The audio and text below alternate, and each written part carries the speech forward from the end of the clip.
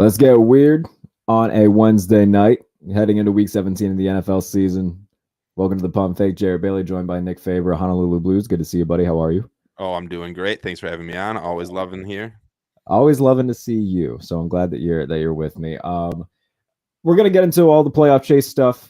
To start though, some big news out of Vegas: Derek Carr being benched for the rest of the regular season.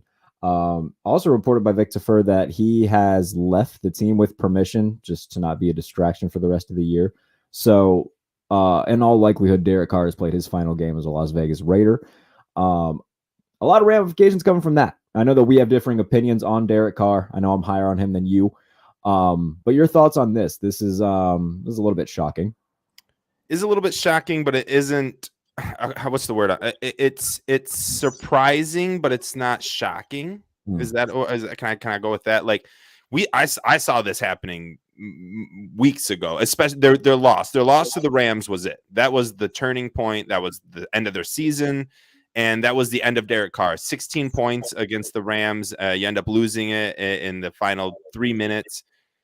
And it was over. The writing was on the wall. Derek Carr shouldn't have ever been their starter this year. I can't believe Devontae Adams, this was their one last gasp effort with Derek Carr.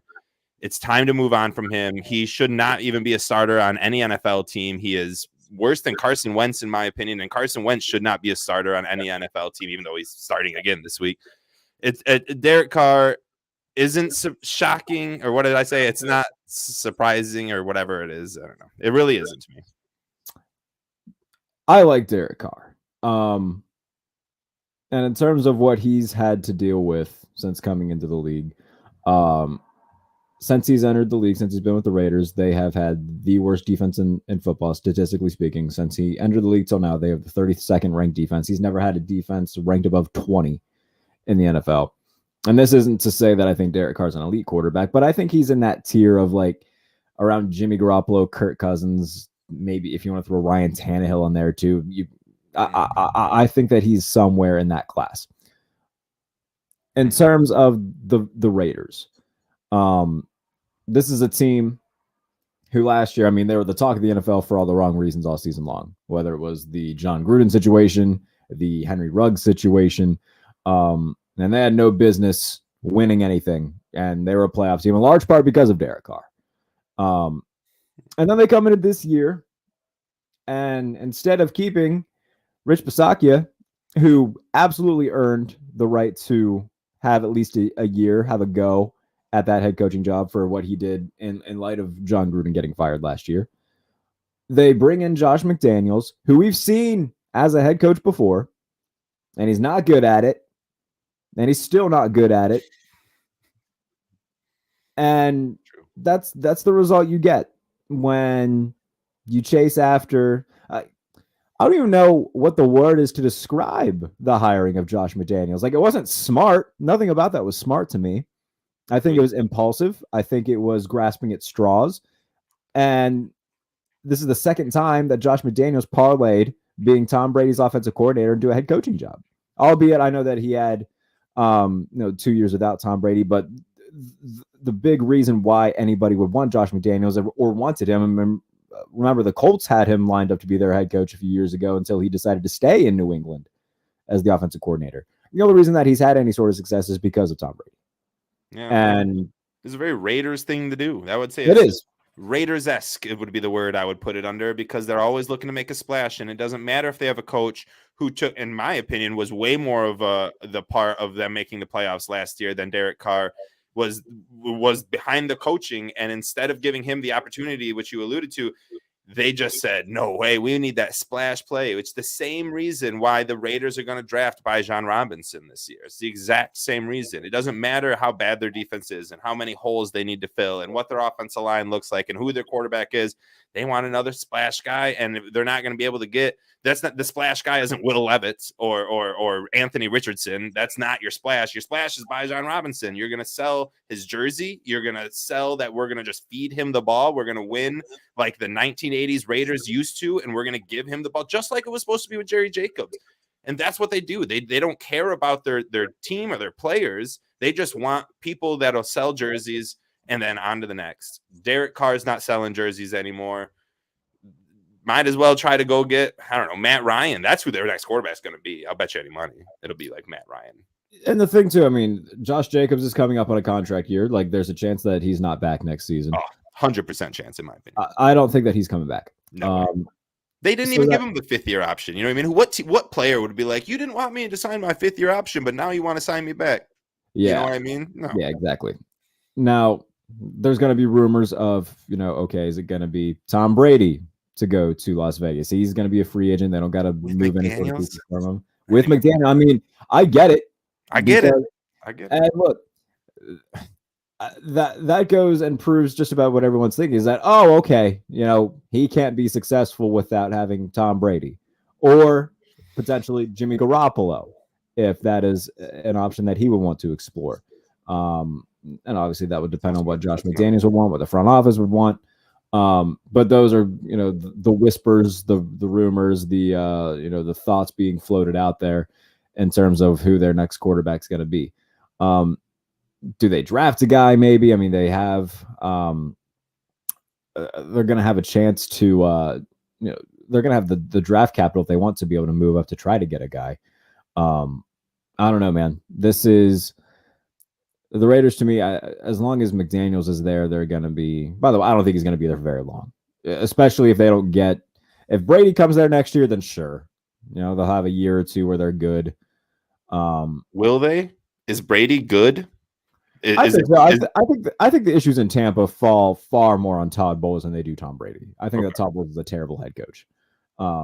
Is Todd Bowles the head coach or is Byron Leftwich? Am I crazy? No, Todd Bowles is the head coach. Byron Leftwich is the OC. Is that right? Okay, I couldn't remember who went up there. They're so bad, I don't even know who the damn head coach is. Yeah, and I agree. And that was what I was going to say. Or is it the head coach and everything that's going around? Tom Brady, but I don't know. What we talked about this the very first time we were doing a podcast. They hadn't scored over 22 points except for once. Have they? Still haven't. No. They still haven't. Yeah, exactly. No. Like, I don't know. Maybe, I don't know. Yeah, they have a terrible run game, bad offensive line. Maybe Brady's okay. Something about Brady is, to me, it's looking real spaghetti arm coming out of his throws aren't what Tom Brady's throws look like to me. Oh, hey, he doesn't need to have a big arm in that Josh McDaniels system. We've come to prove that. It just depends on what McDaniels is going to want, what that front office is going to want, what Tom Brady wants. So if that's something that is going to be explored, then we'll see. If Jimmy Garoppolo, if there's mutual interest there, we'll see. But man, I doubt we're going to talk about this. And I just want to bring this up because we're talking about quarterbacks changing real quick. Did you hear Aaron Rodgers mention how he could see himself playing for Miami? Did you hear that at all? Do you know what I'm talking about? Did he say it on McAfee? No, he said it in the post after he won the game. He's talking about after they beat Miami. He was like, "It's a really good team. It's a really good team I'd like to play for." And then this is a really good team. And then like kind of ended the convo. It's really weird. I'll send you the link. It went super under the radar, I think, but like you think about it, and Aaron Rodgers with Miami with those receivers could be so deadly. It could be such a crazy fun. Like Tua, sure, whatever. I don't actually like Tua. I don't think he's that good of a quarterback. I think he's being really like helped out by his wide receivers and his head coach right now. Aaron Rodgers with Miami would be amazing. And I don't mean to change the topic so dramatic. No, that's okay. I mean, that's a whole other topic to talk about because with Tua entering the concussion protocol for the 3rd time this season, there's, are they going to have to shut him down for the year? Is he, perhaps going to like just walk away from football? Like there's people saying that he should do that. Like that's a whole other situation for Miami because if you're the Dolphins, like let's say there's a situation where Tua does walk away. Now you're a team that's in need of a quarterback. You don't have a first-round pick. You don't. Yeah. The thing that comes back to me is, what if Baltimore and Lamar Jackson don't get a deal done? They will not get a deal done. You don't think they're going to get a deal done? There's no way. There's no way. He's turning down. There's no way Baltimore pays what a team like Cleveland would pay for a quarterback. Like Baltimore is too. Baltimore. They're too professional of an organization to pay so much money and all of it guaranteed up front to a quarterback whose injury risk is above many other starting quarterbacks because he runs so much, obviously. There's no way. The Jets will pay whatever Lamar Jackson wants, in my opinion. Like, there are teams that will pay crazy. The freaking Raiders, and Mark Davis would pay anything Lamar Jackson asked for. I don't think the Ravens would do that. So no, if I had to put my house, my mortgage down right now on if Lamar Jackson signs back with the Ravens, I would say no. I'm 80-20 that they do get a deal done. I just think that they're seeing what life without Lamar Jackson's like. They've seen it for 2 consecutive years, and that's not. They're a top 5 draft pick team without him. Like, their defense is fantastic. Their offense is god awful, and we're seeing what that's like with Tyler Huntley or Anthony Wright when he had to come in against the Steelers. They don't have any receivers. Mark Andrews is good, but he has a select number of plays per game where you're just like, what the hell is Mark Andrews doing? So I don't know. I understand that even with Lamar Jackson, their last 4 games have been 3 of the last 4 games have been wins. They've scored a combined 26 plus 17. What is that? 43 points in the last 4 games combined. Like, he's also been injured too, and he's been playing. Like, I mean, this is who Lamar Jackson is. By the end of the season, he is going to be dinged up. Like, that's what you get with this type of quarterback. That is what you get. So in defense, I will say this too. Like, the last 2, this year's injury and last year's injury, very similar. It wasn't on a running play. It was just a freak thing that happened in the pocket. He gets sacked. Somebody hits his leg. Like, yeah, but that's because the wear and tear that his legs take throughout the season because of the running plays. Because he runs strong. He doesn't Kyler Murray where he slides on every single play. He takes hits. I hear you. No, I do hear you. And it is the risk that you run, especially if you're Baltimore, because what's the contingency plan if you don't bring him back? Like, what is the quarterbacks we just named for the Raiders? I guess so. But in turn, like, if you're Jimmy Garoppolo or Tom Brady and you're looking at Baltimore and you're like, damn, I really want to throw the ball to Devin Duvernay, like DeMarcus Robinson, to DeMarcus Robinson or the corpse of Sammy Watkins, like, yeah, okay, but Tom Brady and Mark Andrews would be a fantastic connection, though. You know what I mean? That's great. The receivers are bad. When 37-year-old Deshaun Jackson is like your big splash signing of the season, and everybody's like, oh, remember him from 2009? Bateman's good. He just obviously hasn't been healthy, but like, I don't know. Bateman's good. I mean, I like Rashad Bateman, but if I'm one of these marquee quarterbacks and I have, the option of like, assuming that Miami's on the table, or if like San Francisco's on the table, and Baltimore is like, we'll give you DeMarcus Robinson and all the crab cakes you can eat. And we're like, yeah, thanks, Baltimore. Strong pass. That's kind of a good selling point, man. I love me some crab cakes. I do love me some crab cakes too, but not enough to to say no to Miami and or San Francisco. Or even Vegas at that point. Like, honestly, I know it's kind of in turmoil, but they have a lot of good pass catchers on that team. You know what I mean? Especially Seattle too. Like, Seattle could be in the market. I'm telling you, I got Seattle drafting maybe I don't have them drafting a quarterback in my first mock I put out, but like, they are going to be in the market. There's no way they're going to bank on Geno. You know what I mean? There's no way. If they do, it's a short-term deal. Most of it guaranteed, just to be like, all right, you know what? Good job. Thanks for helping us. Like, you did better than anybody thought. We'll give you, they'll either tag him for a year and draft a guy, or it'll be like a short-term thing where it's a 2-year deal. They have an opt-out after next year. The symmetry between this upcoming draft for the Seahawks and their draft when they got Russell Wilson, I think, is going to be extremely parallel. I think it's going to be super, because I think they're going to draft a quarterback in the 3rd round. And I think they're also going to re-sign Geno. And I think this quarterback's going to win out the job and is going to be very Russell Wilson-esque. He's just going to look and act like Russell Wilson. I don't even know who the quarterback could be, but it's just going to happen. I'm telling you right now, this is just going to happen. NFL has a funny way of repeating itself. So there's going to be so many teams with new quarterbacks next season. Like, I tweeted out a list today, and I think there's going to be just a boatload of teams with new quarterbacks. And I bet that list, maybe did it include Lamar Jackson? Because in my opinion, I bet he's gone. And there's going to be I said Baltimore's a strong maybe, but I do think that they get something done. Let me get it pulled up real quick, and I can run through the teams. Also, speaking of players not playing this week, Derrick Henry's not playing all of it. Well, big fantasy implications for anyone who's. Yeah, anybody who's in their fantasy championships pissed off to hear that. Yeah, except I'm playing them, so I was happy. The guy I'm playing also has Nick Chubb, so I'm hoping he gets benched too.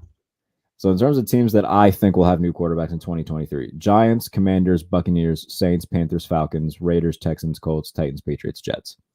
Oof. So that's 1, 2, 3, 4, 5, 6, 7, 8, 9, 10, 11, 12 teams. That's so fucking. And then strong maybe like the Seahawks. I could see the Lions drafting. I don't think the Lions are going to take a quarterback with their first selection. No, I don't think so either. And honestly, am I crazy to say that I don't like CJ Stroud and I don't like Bryce Young? No, Ben Raven said he likes Bryce Young. He doesn't like CJ Stroud. He thinks that he doesn't dislike CJ Stroud. He thinks that him and Jared Goff have a lot in common. And like, why would you replace Jared Goff with someone who's a lot like Jared Goff? 100%. Yeah. CJ Stroud. I predict CJ Stroud to have a good outing against Georgia and end up going first overall to Houston. And I think Houston tries to pair. Yep. This is in my mock draft I just put out. Houston pairs CJ Stroud and who's the Ohio State receiver? Nigba. Yeah, I don't know how to say his last name. Right on, me neither. But anyways, they're going to pair those two. I bet Stroud goes 1 overall. Bryce Young, 6 foot. It's really tough. It's really tough to win in the NFL at 6 foot. It just is. I'm sorry. He's a smaller guy. He's a smaller guy, and it's unfortunate, but in the NFL, you got to be really, really, really good. And that's just not who I want the Lions to put their money on. So I don't think the Lions do either. The whole moral of this was I don't think the Lions do either. I'm curious to see what the Giants do. So I just talked to a big Giants fan about this. So go ahead. I want to hear what you have. I think that Derek Carr could be on their radar, and vice versa. God, you think so much more Derek Carr than I do. I do. I can't see that. Again, he's not elite. You think Derek Carr is better than Daniel Jones? Yes. There's a great comparison. Oh, yes. I would start Daniel Jones over Derek Carr any day of the week. I absolutely would not. That's absolutely so great. And this is why we love football, because everyone got their own opinion. You know what I mean? I would start Daniel Jones on the Cleveland Browns right now. He's a hell of an athlete. I mean, I don't dislike Daniel Jones. I think it's run its course. I think we've seen his peak. I agree. I also agree. I think the Giants need an upgrade. I think Brian Daboll's too good of a coach to be kind of hindered or handcuffed with Daniel Jones. But I think it's a complete lateral, if not, downward slope to get to. I would say Daniel Jones and Jared Goff are very similar. And putting in this, if you put Daniel Jones, in terms of tiers, you could probably put them in the same tier.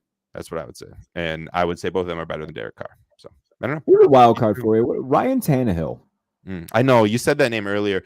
I don't like Ryan Tannehill as a quarterback. I would put him on the Derek Carr in that tier, but lower than Daniel Jones and Jared Goff.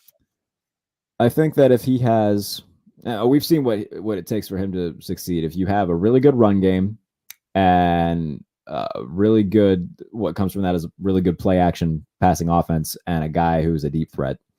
If you have that, Ryan Tannehill can be really good. I just think that's like people say that about Jared Goff. It's like, well, if you just give him a lot of good options around him, I was gonna say if you do everything for him, he can be good. It's exactly right. If you're like, Ryan Tannehill could be good if you have him the world's best running back and one of the world's best wide receivers. He could probably be pretty good, dude. You and me could be all right with that Like Mike Vrabel.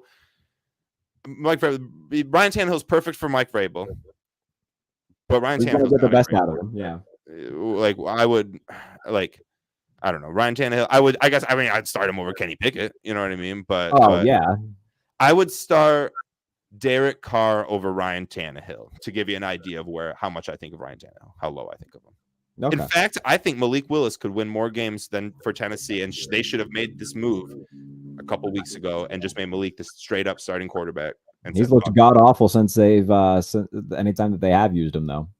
Well, yeah, but that's because he's on this because Mike Vrabel doesn't know how to use them. They don't know what they're doing over there. If you just went with them, I think he'd be better than Ryan Tannehill. Ryan Tannehill is more of a game manager, though. Gives you a better chance to win. That's how Vrabel wins. Like I get why. You know what I mean? What I'm saying is pretty spicy, but I just think Malik Willis is a better fucking quarterback than Ryan Tannehill. He's definitely got like a better raw talent, but that arm is right. Is very sporadic, and they really don't seem to want him to throw the ball. He threw the ball like 10 times in his debut. He competed with the Chiefs, lost in overtime. It's I don't know. I think with the way he runs, I wouldn't ask him to throw more. I wouldn't ask him to do more than what Justin Fields does, but I bet he wins a lot more than Justin Fields does in Tennessee than Justin Fields does in Chicago. I don't know. We're getting a little off. I just don't like Ryan Tannehill is the moral of this. Yeah, I like the moral of Yeah. We do have playoffs coming up. Yeah. And there are a few games that have a lot of playoff implications. Yes, your Detroit Lions. I got to tell you, bud, I want them to make it. Don't get me wrong. I just don't think they're gonna. Like I'm looking at this Packers, what they have left. They've got Minnesota and Detroit left. I just don't see a world where Aaron Rodgers gets swept by both of them. And if Washington loses one and the Packers win their final two, they're in. Right. Which is, about a month ago, we would say that that's crazy. But now, they beat Miami on Christmas. That Tua throws 3 picks on the final 3 drives. Green Bay gets the win. And now we're looking at 5 teams roughly who are in a race for 2 of those wildcard spots. The Giants, Commanders, Seahawks, Lions, and Packers all competing for those final 2 spots. Dallas has that top one locked up. In terms of the teams that I think are going to get there, I think that Green Bay is going to be one of them. I would love if somehow Detroit did it. I just don't think that there's a world where both of them can. It looks like the Giants are probably going to be that second one just because they have like a 90% chance of making it. They play the Colts this week. If they win, they're in. So I think that's probably going to be Green Bay who gets that final slot. I wouldn't chalk Giants in yet. As much as I like Brian Daboll, I do kind of feel like the Giants might Giants it up and lose. I don't know. They're a good team. They probably will be in, but I'm not chalking them in. I agree. Now, we just did our Lions podcast, and we were basically had to put $100 down right now. Do the Lions make the playoffs? 2 of us said no. 1 said yes. I said no. We're all Vikings fans. All Lions fans are Vikings fans this week. You're right. Aaron Rodgers won't get swept. So we need Aaron Rodgers not playing week 18. We need them out of the playoffs and Jordan Love to have that week 18 start. That is the only way the Lions can really, because if you ask the Lions, we're all like, as much as I would like to believe that the Lions could do it, going week 18 to Lambeau, where we're already one of the worst road teams, and then with Aaron Rodgers having a chance to make the playoffs and make this huge like comeback of a season, basically RELAX all over again. I don't like the Lions' chances. The refs will help the Packers out. We've all seen that many times. All that might be mute though, because the Commanders play the Browns. It's just a winnable game, and then who they got week 18? The Commanders. Who do they have week 18? Yeah, Commanders. I want to say, do they play Philadelphia again? Is it Philly again? Okay, well then maybe they're out. Seahawks got the Rams, and who they got this week? The Seahawks are playing. Seahawks are playing. Yes, the Jets, which is a great game. Which should be a great. Mike White's coming back, so it's crazy. It's all crazy. If I had to put money down, somehow it's going to be Aaron freaking Rodgers in the 7th seed, the Giants in the 6th seed, Cowboys in the 5th seed. I don't know how it's going to happen, why it's going to happen. I don't know why the world does that to Lions fans, but it's going to be. Death, taxes, and Aaron Rodgers. Making the playoffs and losing in the playoffs. That's fair. That's fair. Green Bay hasn't had a lot of playoff success as of late, but now they're not built for it. That would set this up though, because if the 49ers win out and the Packers win out, 49ers will be the 2 seed. And they will play the Packers. And they would play the Packers. Who played the Packers last year and beat the eliminated Packers them. Yes. In Lambeau. However, this will be Brock Purdy versus Aaron Rodgers. And is Brock Purdy any different than Jimmy Garoppolo? It doesn't seem that way. No, he's not, because Kyle Shanahan's offense, you insert any quarterback. In fact, I think both of those quarterbacks are better than what Trey Lance could have done with San Francisco, in my opinion. I'm super still interested to see what Trey Lance can do at San Fran. But realistically, you insert any quarterback in San Fran, they'll be all right. It doesn't matter. That defense is also fantastic. What the hell just happened out there? Did you hear that? Yeah, someone's breaking in. Yeah, I don't know. Not my car. I don't care. But yeah, the 49ers defense is fantastic. They're number 1 in the NFL in defensive DVOA by like a solid margin. That 16.2%. Number 2 is Dallas at 13.7. So they're almost 3 percentage points better than the second place Cowboys in terms of DVOA, which is fantastic. Their defense is definitely what's got them there, but Brock Purdy's played well. We know the weapons that they have. A lot of them have been dinged up at some point or another this year. Debo dealing with the ankle. McCaffrey's played fantastic since they've traded for him. George Kittle has had a really good month. Brandon Ayuk, offensive line's played well. Like offensively, they're putting everything around Brock Purdy that they can, and they're playing as well as they can to help complement him. And then defensively, they're just getting the job done. Their last 2 games are against Jarrett Stidham and Colt McCoy, Colt McCoy has had some success over the 49ers over the past couple of years, and I really need one of them to win because I said in the offseason that if the 49ers went 13-4, I would air fry a shirt and eat it on air. If they win, both those games are going 13-4, and I really don't want to have to do that. Okay, so I got to break in here. Is that possible? Can you air fry a shirt and eat it? I don't know. I'm gonna look that up right now, actually, just to see if that's even a possibility. Because I'm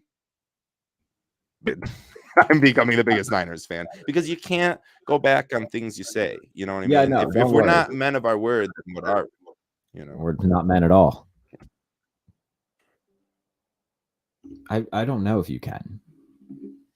I genuinely don't know. I haven't looked this far into it because I didn't think it would happen. And now we're 2 games away from it happening, which isn't cool. So The Simpsons did it. Okay. Homer deep fries his shirt. And then the first thing that comes up on Reddit is I tried to deep fry my shirt like Homer.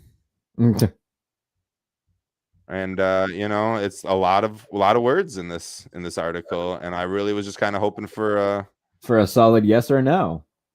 Yeah, but this is like a solid 3,000 word essay on this. It's like someone's thesis they did. I don't need a thesis. I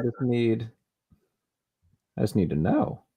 Okay. Unfortunately, it never really occurred to me that a t-shirt isn't actually edible, even if it's 100% cotton. When I bit into the ring, the batter tasted good, but the shirt tasted like a fucking oily shirt. I chewed it and stretched it like hell, but I couldn't bite through it. I thought about frying up a tinier scrap, one that I could eat whole, but I backed out. Reasoning, probably correctly, that if I couldn't bite through a shirt, it was likely to ravage my insides if I digested it.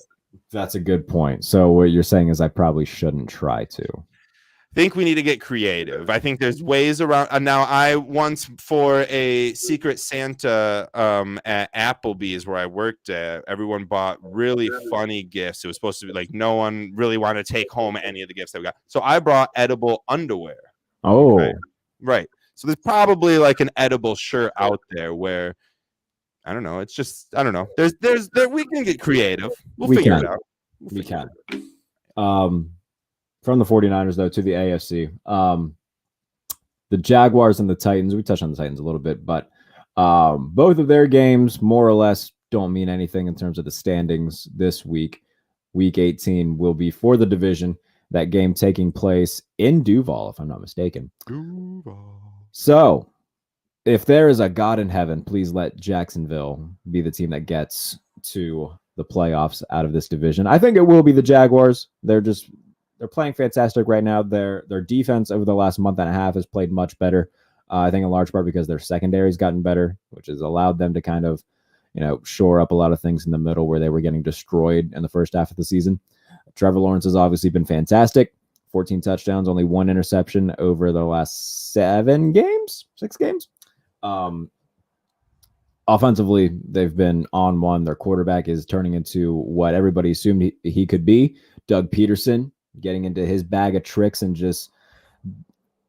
I think everyone expected this eventually from the Jaguars, but I don't think this soon. I think everybody kind of assumed, okay, this will be kind of just a year where we just try to get everything back on track after the Urban Meyer year. If they go 7-10, but Trevor looks good, that is progress. Great job, Doug Peterson. Now, they're on the brink of winning the AFC South for the first time in God knows how long. Actually, no, I guess they won the AFC South with Bortles, didn't they, when they went to the AFC title game? Yeah, probably 3 years ago. Yeah, never mind. Yeah. So this is it's exciting times for Jacksonville. They're likely going to be facing Malik Willis next week, unless Tannehill's going to try to gut it out and play on the bum ankle. Regardless, though, if I'm Jacksonville, my game plan is, okay, Derrick Henry, we're stacking the box. Ryan Tannehill beat us. If you do, you know what? Tip the cap to you. If they just focus in on Derrick Henry, that's what I would do. Their defense has just been completely rummaged of a lot of talent over the past few months with injuries. Their pass defense isn't what it used to be. I would bet that Jacksonville is the team that comes out of this. And I'm very much hoping that they do. They're just a much more fun team to watch right now. I would bet the opposite. Before I get into a little bit of what I think was going to happen with the Jags and Titans, would you sit all of your starters this week if you're either team? All of them, not just Derrick Henry. Like, would you sit all of them? Would you pick and choose, or would you start them all? I would treat it like the second preseason game, like playing for the first half, just to make sure, like, keep them fresh, keep them like playing. I don't want them going in cold in week 18. I'd still want them to get some sort of live reps. So I would treat it like that, like at least play them for like a quarter and a half or the first half, and then after that, if they're saying, all right, yeah, I feel good, you probably just pull us, then do that. But I definitely wouldn't just sit them for the entire game, though. Okay. I almost would. I would almost treat it as a week 1 bye week in the playoffs and say, after this week, we now have to win 1, 2, 3, 4, 5 in a row. Like our playoffs are now 5 games. We got the first seed. We have our bye week. However, the Titans really didn't do that well after their bye week last week. So maybe you don't want to do that. It's just, I mean, it's an interesting kind of question. You know what I mean? Like, what do you do? I kind of like the way that you're saying, like, let's just play like the second preseason. Let's play half that game, and then whatever, we'll just sit them. We don't need any injuries. I would just be so afraid of like Ryan Tannehill spraining his ankle, and all of a sudden I'm Malik Willis starting. You know what I mean? Even though I like Malik Willis, I'm just saying, like, or even Trevor Lawrence. Like, what if Trevor Lawrence takes one bad sack and boom, his knee pops? You know what I mean? That's terrible. That'd be awful. However, to the game, everyone's healthy, all this. I would bet my money on the Titans. And this, to me, reminds me of I don't want to compare the two, but it reminds me almost of like the Bulls and the Pistons. Reminds me of the Red Wings and building to their champions. In sports, it's rare that you just come in and just be Patrick Mahomes. Like, normally you got to like work and you get close and you get shut down, and it's what keeps you driving in sports. And we saw Friday Night Lights, the movie ends with a loss. Like, we see these movies that end with a loss because most of the time in sports you don't win. It took Ash Ketchum 20 years to freaking win the best, the top Pokemon. So like, it's tough to win in sports. It's just tough to win in sports. And I think Trevor Lawrence and the Jags are on this amazing run, and they look great, and they're building for the future. And this is such a complete win of a season, regardless of what happens for them. Similar to like the Lions, even if we don't make the playoffs, it's still a great season, a great win of a season. I think it's still one little hump away. Like, I don't think that you're going to be able to get over the Titans, because this game will be flexed. This will be for the division, and this will be the flexed final game of the regular season, in my opinion.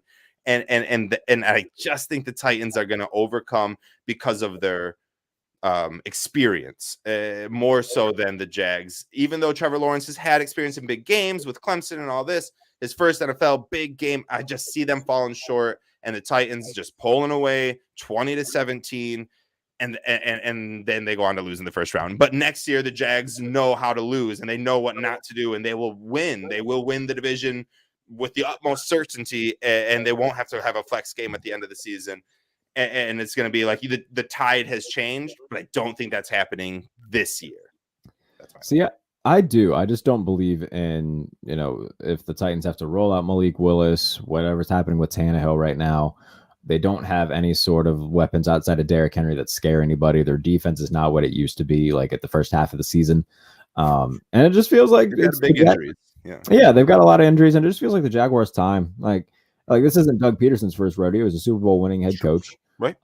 So in terms of just all the important aspects of a team, like, whose head coach do I like more? Probably Vrabel a little bit, but I'm not, like, Doug Peterson isn't far behind. Whose quarterback do I like more? Definitely the Jaguars. Offensive line right now, I think it's a toss-up. Yeah. I would take the Jags, and then skill position guys, I'm taking the Jaguars. Defensively right now, you're taking. I would take Derrick Henry over every single skill position the Jags have. Oh yeah, definitely. I'm just saying as a whole.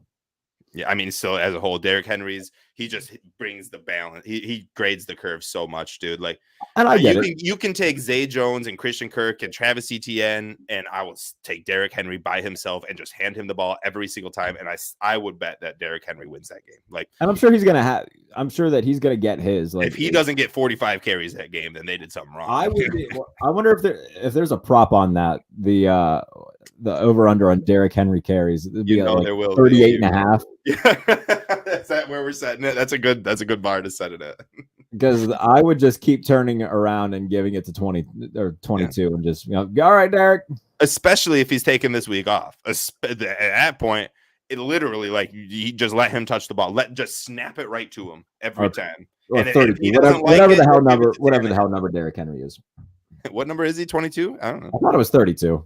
I don't know. I don't fucking know. I don't remember. I don't pay attention to numbers. The guy with the long hair who's hard to tackle. Yeah. The guy I would never want to try to tackle. Yeah. Here's the thing, though. I desperately want a Trevor Lawrence versus Justin Herbert playoff game. I want it badly. Yeah, that would be fun. Is that what would line up? Is that where it would go? Well, no, because the Chargers have the 5 seed. Right now, they've got the 6. Okay, so whoever wins the Jags Titans will obviously be the 4th seed, and they'll have who is the 5 seed in the AFC right now? Baltimore. Oh yeah, the AFC North. That's right. Yeah. That's right. But Pittsburgh, we just established that we're going to beat them. So maybe. I hope not. Oh, they're going to, bro. I told you this yesterday when we were waiting for our technology to work. The Steelers are going to win this game and then lose Week 18. Just what's going to happen. The Ravens are a mess right now. All you got to do is score 17 points and you win the game. Yeah, the Steelers can't do that. Yeah, they can score 17. Kenny Pickett can score, and especially now that he's feeling good. They're starting to feel themselves a little bit. They're feeling all right. Would they beat last week? They beat the Raiders. They didn't score 17. I don't think. No way. What was the score of that game? I'm pretty sure it was like 14 to 10. Or no, it was 13 to 10. Oh God. Oh, the Kenny Pickett era. God. Here I'll tell you how many games they've scored more than 17 points. It's not a lot. I don't want more than. Okay, yeah, we'll do more than 17. Yeah, we'll do 17 or more. How's that? No. We'll do more than 17. I don't care about all the times you scored 17. I want to know what times you scored more. So week 1 they had 23. Although Minkah Fitzpatrick had a pick 6, so the offense only scored 16. Nah, it doesn't count. Just total points. All right, fine. 23, and then week 2 against the Patriots they scored 14. 17 against the Browns. So 17 or you said more than 17. Okay, 17. Sorry. So only 1. 20 against the Jets. 3 against the Bills. 20 against the Bucks, 10 against the Dolphins, 13 to the Eagles, 20 to the Saints, 30 to the Bengals, 24 to the Colts. 6. See, this is what I'm saying. They can score 17. You know what I mean? That's all they got to do to beat Baltimore. Now let's go through how many times Baltimore scored more than 7. No, that's too much on air stuff. But I'm telling you, I'll put my money right now. Steelers beat the Ravens. Yeah, they did lose the first matchup of the year, 16-14, but Mitch Trubisky also threw 3 not good interceptions that game. Is Lamar playing? Lamar's playing, isn't he? Well, I thought so, yeah. And the way you said that makes me kind of he's playing. Yeah. Okay. Just making sure. Yeah. I'm actually dropping the Ravens defense against the Steelers in my fantasy. Why? Because I'm not joking. Kenny Pickett and the Steelers are going to win this game 20-16. And it's going to. Why would you drop the Ravens defense for that, though? It's not like Kenny Pickett's going to go off. Right. I'm actually taking who's playing Houston. That makes sense. Whoever's playing Houston, their defense is available, and I'm trying to grab them. I think Jacksonville's playing Houston. Who? I think Jacksonville's playing Houston. Yeah, well, that's exactly why I'm trying to get that defense. Exactly. That one, and I think the Giants play the Colts, right? Yeah. They're also available. So I'm taking either of those defenses over the Ravens. And honestly, I just don't – I think Kenny Pickett gets a couple sacks. I bet he throws – I was going to say none, but he might throw an interception. Not 3 like Trubisky did. Nothing like that. Like, I'm telling you, the Steelers are going to win this game. It's going to be weird. It's going to be a weird AFC North divisional fucking blue collar game, and Baltimore and Lamar Jackson aren't ready to win that right this very second. In my opinion, I don't know why, but something about Pittsburgh has me. I don't want anything to do with the Ravens this week. I really don't want that. I really don't want that. I'm sorry. Well, isn't there a chance that you guys make the playoffs if they do win? A 4% chance. Yeah. Just what if Kenny Pickett comes out there and ends up winning a Super Bowl? You know what I mean? His rookie year, like he just sandbagged If the everyone. Steelers win the Super Bowl this year, Nick, I'll get your face tattooed on my butt. Yes. No, I would rather. That's actually okay. All right. Same with the Lions. If the Lions win the Super Bowl, I'll put your face on my butt just so we can make it even little. You know. Cool. What I mean? Cool. I appreciate that. Cool. In terms of the other teams in the playoffs, the Minnesota Vikings, they just keep winning. Keep winning one-score games. They're 12-0 in them. 12-0 in one-score games. That's absolutely absurd. It's great. And they go into this week against the Green Bay Packers. The first matchup, obviously, in week 1, the Packers start off very slow. Christian Watson drops a definite touchdown, I think, on the Packers' first play from scrimmage. And that kind of set the tone for the day. Zadarius Smith and the pass rush got after it. Defense really held the Packers in check.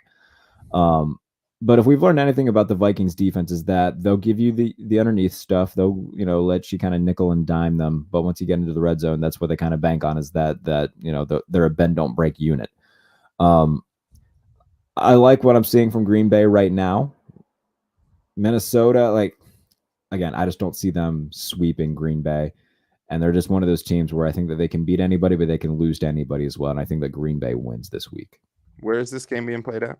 This one is in Lambeau. Packers would have 2 home games to finish the season. Here's the thing.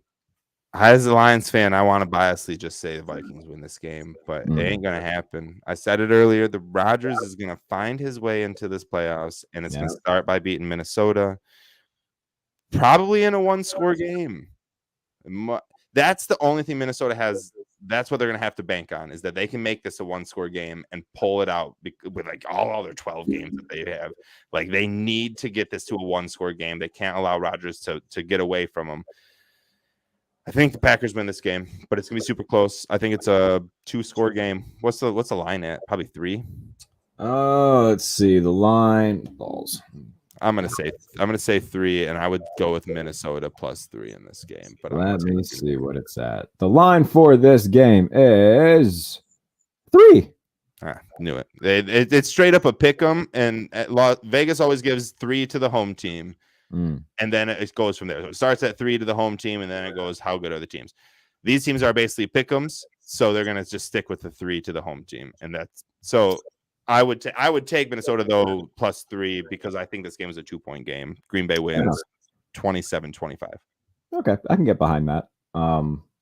Yeah, I do think that like I already touched on, I do think that the Packers are going to be that last wild card spot. I do want Carolina to beat the Buccaneers out in the NFC South so bad. Because you know what? This game is so important. Neither of them are good, but at least the Panthers are fun, for better or worse, because one week they're going to rush for 300 yards. The next they're going to rush for 20. They're going to be bad. At least they're unpredictable. At least they're somewhat fun. At least they got a lot of young talent. And at least they have a head coach who, since he's taken over and Steve Wilkes, has made them better, which is a hell of a lot more than we could say about the Buccaneers, whose head coach is terrible and Todd Bowles. They're a bunch of old guys who are just pissed off at each other right now. Nothing about the Buccaneers is fun. They're boring. We know that we know what they're going to do. They're not going to run the ball. They're not going to try to run the ball. Mike Evans is going to get pissed off at Tom Brady at least one point during the game because he misses him on a wide open go route. Chris Godwin's probably going to get hurt on an underneath route. We know what the Buccaneers are, and it's a not good football team who are angry at each other. And I don't know, man. I think that we're going to see a lot of changes in Tampa Bay this offseason. I think that Tom Brady's going to leave, which I think is going to make Chris Godwin kind of want out. I think Mike Evans might want out, depending on who they bring in. I really want some chaos, and I want the Carolina Panthers to be the team that brings it. I want the Carolina Panthers to win the NFC South. I want them to win Sunday. They are 3-point dogs, but they won one of these already with PJ Walker. That's exactly right. They started the chaos. The coach got fired right before the Bucs game. Wilkes comes in and they beat the Bucs, and it's D'Onta Foreman who just rushes over the best rushing defense in the NFL. And all of a sudden the Panthers were like, hey, wait a minute, we can win the games and we can win this division because the Bucs can't win games. And it's all just gone perfectly in line for how the Panthers want it. they need to flex this game. I don't give a fuck about the Bills and the Bills and the Bengals. You can put that at 1:00. Let me watch the Panthers Bucks for the division in Week 17. Who to thunk it? I love it. I'm all about it. Winner of this takes the lead in the division, and then it's their own destiny. If the Panthers can do it, I'm all about it. I'm right there behind you. Give me the Panthers. Give me Sam Darnold in the playoffs. Let me see it. Them Give me versus Sam Cowboys Darnold against the Cowboys in the playoffs. I want it. I want it. It's a good thing that Joe Buck and Troy Aikman finally got a Monday night game worth a damn, because they were this close to sacrificing a virgin if they didn't. For real, dude. And then they let out like weeks of anger on the Scott But, Van Pelt show yeah, just like, this is, I can't believe that we took this damn job to be Fox having some good games like Kevin Burkhardt and Greg Olsen are, but instead here we are calling fucking Nick Foles Merry fucking Christmas. Greg Olsen, I hate him as an announcer. Sorry. Yeah, we've been there. Oh, okay. Yeah, I like Greg Olsen. He's a terrible announcer. Before we get out of here, let's see if we've got any other ones that we need to touch on real quick. I don't know. The Patriots are horrible. I think there's going to be a lot of changes going on there too. Matt Patricia is a horrible OC. Mac Jones is a bad quarterback. They've got nobody on that offense that scares anybody. But they play the Dolphins this week, who are likely going to, I think it's made official that Teddy Bridgewater is going to start that game. They're 3-point dogs as of right now. What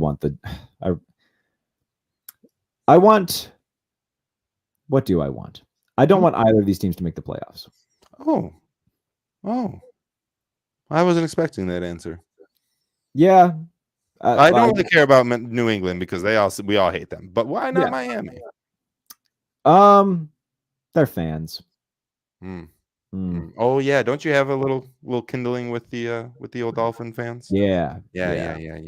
Well, that would be even you never want to see them like actually do any successful things, right? It would be nice to see them make the playoffs and then get their ass whooped or something like that. Yeah, because if they do go, odds are they're probably going to go to Arrowhead, which I mean it would be Tyreek Hill returning. That would be a fun little storyline. I do think that they will. I think they'll beat the Patriots just because the Patriots are so bad. Yeah, I agree. I mean, I'm playing Ramondre Stevenson in fantasy. I'm playing against him, so I'm really hoping the Dolphins can shut him down. But that's how New England's going to win if they're going to win. It'll be on the back of Ramondre Stevenson. But Matt Patricia's so bad that I would put all my money on the Dolphins. +3 right now. Even with Teddy Bridgewater, I'm okay with that. As long as it's not Skylar Thompson or anything. I want the Jets in over the Dolphins. That's what I want. I hate the Jets. I don't know, man. I hate all those teams. I actually like the Dolphins more than any of them, but I don't have any beef with their fans. So I like Tampa.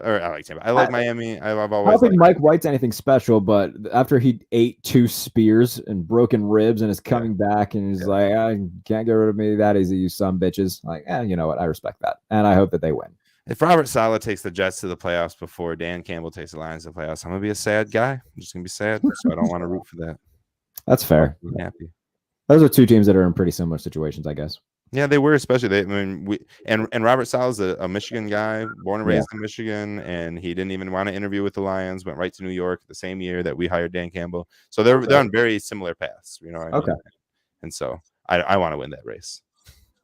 Let's talk about the Bills Bengals, and I'm going to talk about it a little bit more on the Friday show. But that is a game that's going to be very, very fun. About time we've had a Monday night game worth a piss. The Bills are 1.5 favorites. I do think that they win.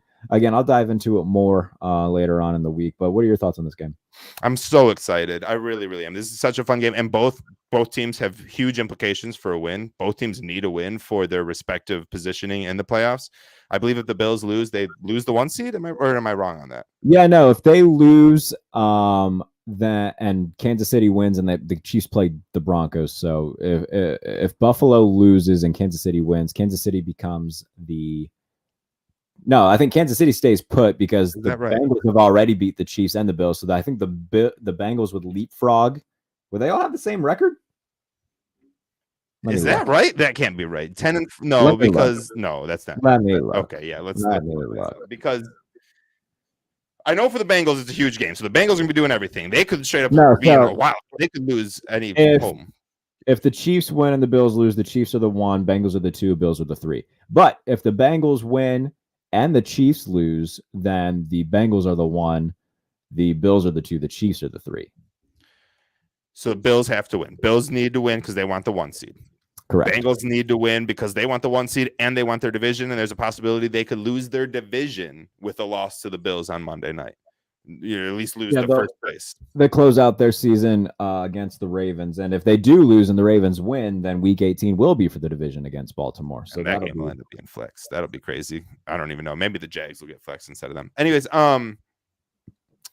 this game is so fun. This game is amazing. This is everyone. This is a playoff game before the playoffs, and though it's not win or go home. For either of these teams, it's detrimental. For the Bills, it could be to a point where they don't have to see Kansas City and Arrowhead.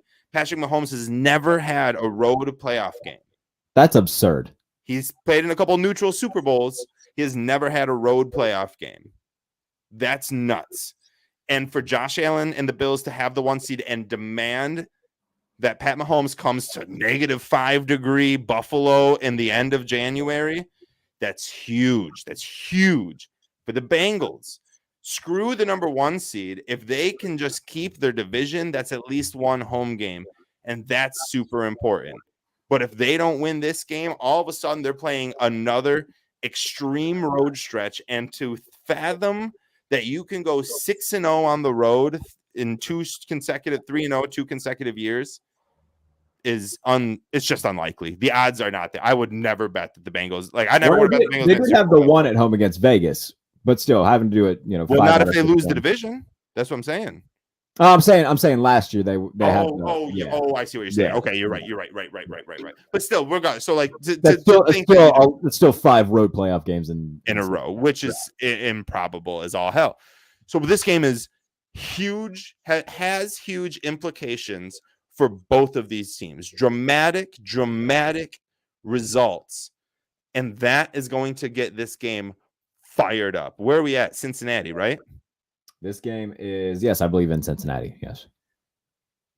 And the weather's not going to be too bad. It's going to be like 50 degrees Monday in the Cincy area. It's going to be fun. I'm so happy for this game. And I believe my fantasy championship game will probably come down to Josh Allen and oh my God, who is the kicker for Buffalo? Tyler Bass.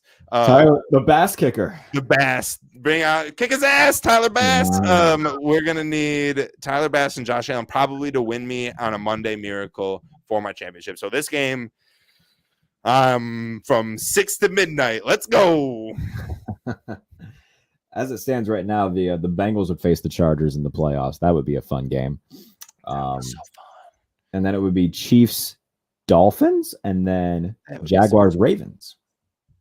That would not be that fun, but it would be a good game. I don't really care about that one, but the other two would be amazing games to watch. That's funny. Could you imagine the Dolphins at full health if Tua's there versus the Chiefs? Tyreek coming back. That game, I'd put my over of 80 points, like 70 to 68 would be the final. I just points upon points in that game. I'd be here for it. I still think the Chiefs would win. Oh, definitely. The Chiefs would actually be down 21-0 at the end of the first quarter and win the game 42-40. That's what. Yeah, I don't know, man. I just don't buy. I didn't buy the Dolphins as Super Bowl contenders when they were 8-3. I definitely don't buy them as that now. That's because of Tua, in my opinion, right? Or Tua, and it's because of the fact that there's only been 2 rookie head coaches in NFL history to ever win a Super Bowl. It's just so hard to do. Can you name both of them? Either of them? One of them? Was it George Seifert with the 49ers? And then, who was it? Baltimore Colts. Oh my God.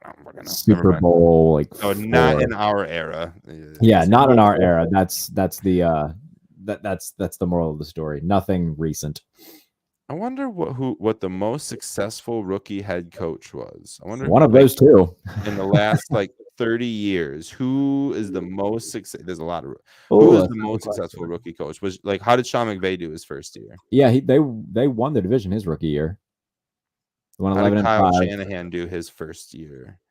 Not good. They went I think 5-11 his rookie year. Lost, that's the year that they traded for Jimmy.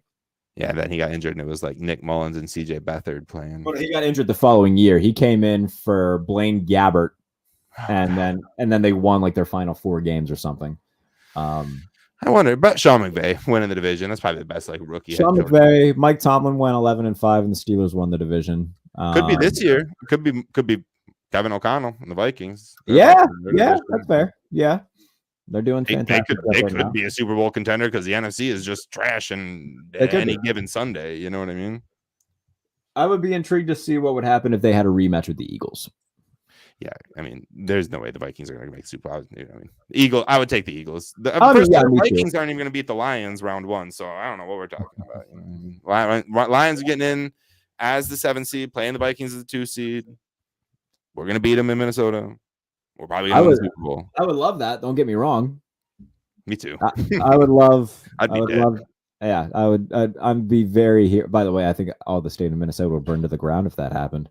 I would help burn it. I would be there burning couches. If the Vikings go like 13-4 and get eliminated by the Lions in the wild card round, it's so much worse because it's by the Lions. You know what I mean? Like I was about to be like, oh, it reminds me of when the Kansas City Chiefs went like 14-2 back in the day with like Priest Holmes and lost in the first round. But it was nothing because they didn't lose the Lions. If you lose the Lions, like if you're the team that allows the Lions to get their first playoff win since 1991. If Jared Goff is the quarterback that helps them get their first playoff win since 1991, that's also just. I don't even know what to think at that point. I've been calling for Jared Goff's number and job this whole year, regardless of the 6 wins. I hate Jared Goff so much, but I don't know. This isn't a Lions conversation. We don't need to do that.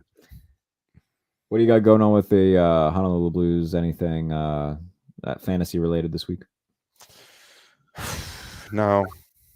And it was a really awful show. I actually yelled at one of the, we have people who comment all the time, and one of them said something that pissed me off just before I got on the show, and I just went on a solid 5-minute rant, just cussing at him, just like, you're an idiotic fan, like you're moronic. I don't care about your takes, and then at the end I was like, dude, I feel really bad. I probably shouldn't have said that. I'm sorry. I'm just pissed. Every Lions fan is pissed after this Carolina loss. It was embarrassing. Yeah, I can imagine. It was embarrassing. Can imagine. Yeah. All right.